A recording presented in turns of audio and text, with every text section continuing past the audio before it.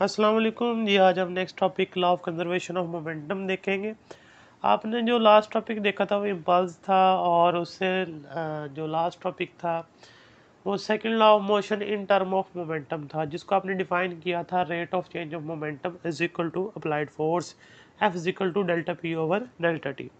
वो यहाँ पर जो है ना मैथमेटिकली यूज़ होगा, लेकिन उससे पहले आपको थोड़ा सा ये बताना है कि आइसोलेटेड सिस्टम क्या होता है, क्योंकि जो law of conservation of momentum है वो आइसोलेटेड सिस्टम के बारे में है। तो इससे पहले ये पता होना चाहिए कि आइसोलेटेड सिस्टम क्या होता है। देखें, ऐसा सिस्टम जिसके अंदर दो या दो से ज़्यादा इंटरेक्टिंग बॉडीज़ मौजूद हों और उनके ऊपर कोई एक्सटर्नल फोर्स एक्ट ना करे, तो हम उसे नाम देते हैं आइसोलेटेड सिस्टम। यहाँ पर जो डेफिनेशन लिखी गई है वो देख लें। The material system consisting of a body और a set of bodies whose constitution can interact with one another but no external agency exert a force on the system, then it is called isolated system। यानी ऐसा system जिसके अंदर जिसके अंदर two या more than two interacting bodies मौजूद हों। Interacting mean आपस में कोलाइड कर सकती हैं, एक दूसरे के ऊपर फोर्स एक्सर्ट कर सकती हैं, लेकिन एक्सटर्नली यानी कि बाहर से कोई फोर्स उनके ऊपर एक्ट नहीं करेगी। तो जो उसे हम क्या नाम दे देंगे, आइसोलेटेड सिस्टम का। उसकी एग्जांपल है कि मॉलिक्यूल्स को हम ग्लास वेसल के अंदर जो है ना वो बंद करेंगे एक कांस्टेंट टेम्परेचर के ऊपर, तो उसके मॉलिक्यूल जो है ना आपस में कोलाइड कर सकते हैं due to their random motion, लेकिन एक्सटर्नली उनके ऊपर कोई फोर्स एक्ट नहीं कर पाएगी क्योंकि वो क्लोज वेसल के अंदर है। तो इस सिस्टम को हम क्या नाम दे देंगे, ये आइसोलेटेड सिस्टम है। अब आइसोलेटेड सिस्टम जो है ना, परफेक्टली आइसोलेटेड सिस्टम, वो पूरी यूनिवर्स में पॉसिबल ही नहीं है। उसकी रीज़न ये है कि देखें, अब यहाँ पर आपने कह तो दिया कि गैस मॉलिक्यूल को एक ग्लास वेसल के अंदर आपने कांस्टेंट टेम्परेचर के ऊपर जो है ना वो पैक किया है, तो वो डेफिनेटली जो रैंडम मोशन है उनकी उनकी वजह से वो इंटरेक्ट तो कर रहे हैं एक दूसरे के साथ। एक्सटर्नली कोई फोर्स आपको दिखाई नहीं दे रही, लेकिन उन मॉलिक्यूल का मास एग्जिस्ट करता है, उनके ऊपर फोर्स ऑफ ग्रेविटी एक्ट करेगी, जो उनका वेट होगा वो फोर्स आप इग्नोर कर रहे हैं यहाँ पे, तो उनको आप आइसोलेटेड बोल रहे हैं। इसी तरह जितने भी सिस्टम होंगे आगे चल के, जब इस लॉ के बाद आगे चलेंगे, तो वो परफेक्टली आइसोलेटेड नहीं होंगे। उनमें कोई ना कोई एक्सटर्नल फैक्टर आएगा, उसको इग्नोर करेंगे और उसको आइसोलेट कंसिडर करके उसके ऊपर ये law of conservation of momentum का जो रिजल्ट होगा वो अप्लाई करेंगे और अननोन फैक्टर हम फाइंड आउट करेंगे। तो ये बात माइंड में रखिएगा, ये शॉर्ट क्वेश्चन भी आता है आइसोलेटेड सिस्टम क्या होता है और उसकी एग्जांपल। अब हम जो है ना वो law of conservation of momentum की तरफ चलते हैं जी। अब देखें, इसकी पहले डेफिनेशन है, total linear momentum of an isolated system remain constant. देखें, second law of motion in term of momentum क्या कहता है, rate of change of momentum is equal to applied force. हम कह रहे हैं कोई एक्सटर्नल फोर्स एक्ट ही नहीं करेगी आइसोलेटेड सिस्टम के ऊपर। जब एक्सटर्नल फोर्स एक्ट नहीं करेगी तो उसका मोमेंटम जो है वो चेंज नहीं होगा, तो वो कांस्टेंट रहेगा। उसी को मतलब डिफाइन कर दिया, total linear momentum of an isolated system remain constant. एक आइसोलेटेड सिस्टम का टोटल मोमेंटम हमेशा कांस्टेंट रहता है। तो अब हम यहाँ प्रूव करेंगे। फर्ज करें हमारे पास एक आइसोलेटेड सिस्टम है जिसके अंदर दो बॉल्स हैं, एक का मास m1 और एक का मास m2 है। दोनों जो है ना वो हॉरिजॉन्टल एक्सिस के ऊपर जो है ना मूव कर रही है without any rotation. Non rotating balls हैं, स्ट्रेट मूव करेंगी। तो v1 वेलोसिटी के साथ और v2 वेलोसिटी के साथ। अब कंडीशन ये है पहली कि जो v1 है वो v2 से ग्रेटर है, यानी जो v1 है वो बड़ी है और v2 कम है, तो जाहिर सी बात है m1 अप्रोच करेगा m2 को और वो उससे जाके कोलाइड करेगा। जब कोलिजन होगा उनके दरमियान, तो वो एक दूसरे के ऊपर फोर्स एक्सर्ट करेंगे। अकॉर्डिंग टू थर्ड लॉ, एक एक्शन होगा दूसरा रिएक्शन होगा, यानी m1 m2 पे फोर्स लगाएगा f और m2 भी m1 पे फोर्स लगाएगा, वो एफ प्राइम होगी। ठीक है जी, इन दोनों फोर्सेज इक्वल और अपोजिट होंगी अकॉर्डिंग टू थर्ड लॉ। अब फोर्स आ गई, दोनों का मोमेंटम चेंज हो जाएगा। देखिए, पहले यहाँ पर मोमेंटम क्या था इसका, m1 v1, और इसका कितना था m2 v2। अब फोर्स आने की वजह से मोमेंटम चेंज हो गया क्योंकि वेलोसिटी चेंज हो जाएगी। अब वेलोसिटी नहीं बन गई m1 की, वो v1 प्राइम हो गई, और m2 की v2 प्राइम हो गई। तो इसका नया मोमेंटम क्या बना, m1 v1 प्राइम, और इसका नया मोमेंटम बन गया m2 v2 प्राइम। तो दोनों का मोमेंटम क्या हो गया, चेंज। तो पूरे सिस्टम का मोमेंटम चेंज हुआ है या नहीं हुआ, ये हमने देखना है। हमने प्रूव करना है कि टोटल इनिशियल मोमेंटम, यानी इस कोलिजन से पहले का टोटल मोमेंटम और इस कोलिजन के बाद का टोटल मोमेंटम क्या रहेगा, सेम।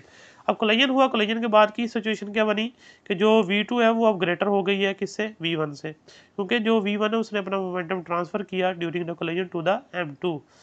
तो अब हम मोमेंटम में चेंज देखेंगे फॉर बॉल m1 और फिर बॉल m2 के लिए। तो वो यूटिलाइज वही होगा जो आप पहले पढ़ के आए, mvf माइनस mvi/t, ये फोर्स के बराबर होता है, ये आप पढ़ के आए थे। तो अब हम देखते हैं change in momentum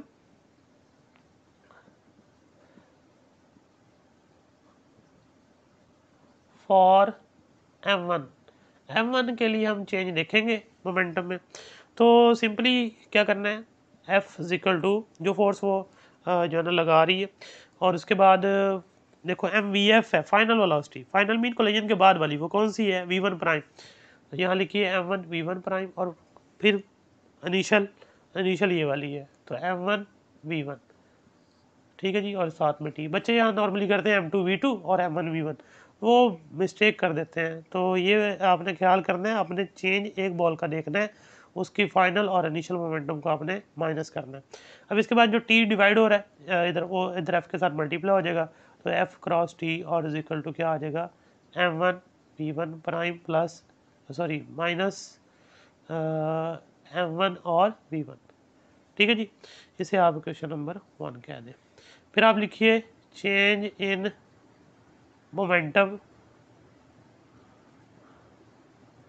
for m2 के लिए जो चेंज आएगा वो देखिए वो क्या होगा। उसके लिए फोर्स जो है वो F प्राइम है, और इधर भी फाइनल पहले m2 v2 प्राइम, और फिर इनिशियल जो है वो क्या है माइनस m2 v2 और डिवाइडेड बाय t। फिर इस तरफ मल्टीप्लाई करें F के साथ, और ये m2 v2 prime minus m2 v2। Question number 2 कह दें। अब आप सिंपली ऐड कर लें क्वेश्चन नंबर 1 और 2 को बाय एडिंग 1 और 2 को ऐड करेंगे, तो लेफ्ट हैंड साइड लेफ्ट में और राइट हैंड साइड राइट में। लेफ्ट हैंड साइड में देखो F क्रॉस टी और इधर भी F क्रॉस टी, तो टी कॉमन आता है, F प्लस F प्राइम बच जाएगा अंदर, और साथ टी कॉमन ले लें। तो राइट साइड पे पहले क्या आएगा, m1 v1 प्राइम, ठीक है जी, माइनस m1 v1, फिर आगे प्लस m2 ये वाली v2 प्राइम और माइनस m2 v2। फिर अब मेंशन कर दें दोनों फोर्सेस इक्वल और ऑपोजिट हैं अकॉर्डिंग टू थर्ड लॉ, क्योंकि एक एक्शन है तो दूसरा इसका रिएक्शन, तो ये ज़ीरो हो जाएगा इनका रिजल्ट, सारा आंसर ही ज़ीरो आ जाएगा। तो बाकी रह जाएगा m1 v1 prime minus m1 v1 plus m2 v2 prime minus m2 v2। अब जो माइनस वाली वैल्यू है सिंपल है, प्राइम नहीं है उनके ऊपर, उनको लेफ्ट साइड पे ले आइए, m1 v1 plus m2 v2 is equal to m1 v1 prime plus m2 v2 prime.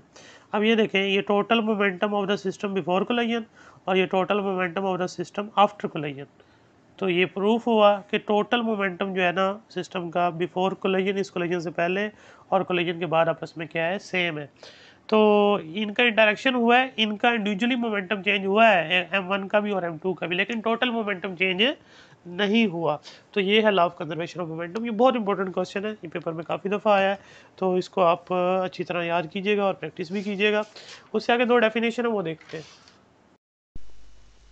जी। तो ये 2 डेफिनेशन ये आपकी बुक का ही पेज है, इलास्टिक और इन इलास्टिक कोलिजन, इनमें डिफरेंस आता है पेपर में, तो इनको डिफाइन करना है, एग्जांपल देनी है। देखें इलास्टिक कोलिजन, पहले तो कोलिजन का पता होना चाहिए क्या होता है। लेकिन जब 2 बॉडीज़ बहुत ज़्यादा क्लोज आती हैं तो आपस में इंटरेक्ट करती हैं, तो उसे हम कोलिजन का नाम देते हैं, तो वो एक दूसरे के ऊपर फोर्स एक्सर्ट करती हैं। तो पहले इलास्टिक कोलिजन, इलास्टिक का मतलब लचकदार होता है, तो इसमें कोलिजन जिसमें काइनेटिक एनर्जी सिस्टम की कंजर्व रहे उसे हम नाम देते हैं ये इलास्टिक कोलिजन, और जिसमें ना रहे उसे इन इलास्टिक कोलिजन कहते हैं।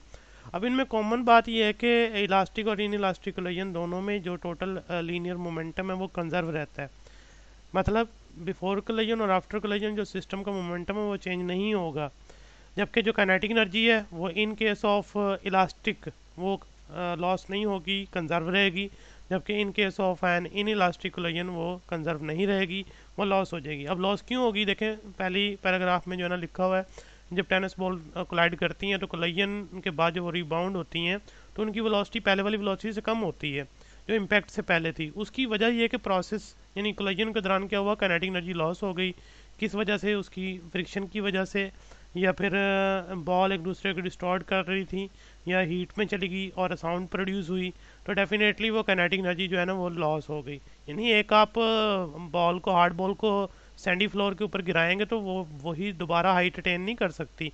ड्यूरिंग द कोलिजन उसकी जो काइनेटिक एनर्जी है वो साउंड में और हीट में चली जाएगी, तो इस तरह काइनेटिक एनर्जी कंजर्व नहीं रहेगी, तो हम कहेंगे कि ये इन इलास्टिक कोलिजन है। अब आते हैं इलास्टिक कोलिजन पे। इलास्टिक कोलिजन जो ना वो आइडियल है, मतलब कि रियल लाइफ में पॉसिबल नहीं है। तो क्योंकि जब भी कोलिजन होगा तो लाजमी बात है एनर्जी किसी ना किसी फॉर्म में कन्वर्ट होगी, यानी साउंड आएगा, हीट आएगा, या फ्रिक्शन की वजह से लॉस होगी। इस वजह से बॉडी कोलिजन के बाद दोबारा वही काइनेटिक एनर्जी गेन नहीं कर पाती। तो हम कहते हैं इसको फिर यूं डिफाइन करते हैं, in the ideal case when no kinetic energy is lost the collision is said to be perfectly elastic.